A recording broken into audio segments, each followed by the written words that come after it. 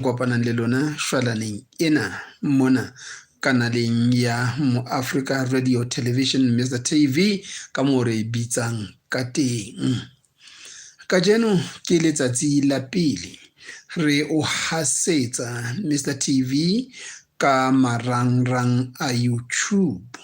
Hona ho bolela hore re se re atolositse tshebetso ya rona haholo. Bona bo seng o tla re fumana hohle, o tla re fumana ka YouTube, o re fumane ka Facebook, mme tsohle kaofela re tla ba teng ho tsona, Twitter le tse ding tse tsamayang le tsona.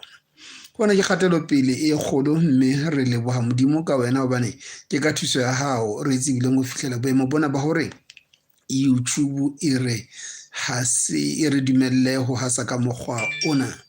Ke kopa ke hona hore o tsebise metswalle ya hao hore re se re hasa ka tsela yena eo re hasang ka yona, e leng hore o etse di-like tse ngata, mme o etse di-share tse tla dumella di-share tse ngata ka mokgwa o ka etsang ka teng, o be o penye le bell eno e le hore ka dinako tsohle tsa ha Mr TV e le moyeng o tle o tsebe ho tseba, hobane e hlile re tlo hasa ditaba tse ngata tse fapakaneng tsa setjhaba jwalo ka ha re ne ntse re o hasetsa ka Facebook. Empaneng ke lemoha hore lekgetlo lena re tlo atolosa tshebetso ya rona haholo. Ke sa botse ke pheta hape ke re ke a o leboha mme, ke a o leboha ntate, ke a o leboha ngwaneso, ke le leboha hohle Basotho mo le leng teng hore ebe le re thusitse hore re fihlele boemo bona bo hodimodimo ba kgaso ya ditaba tsa Mo Afrika.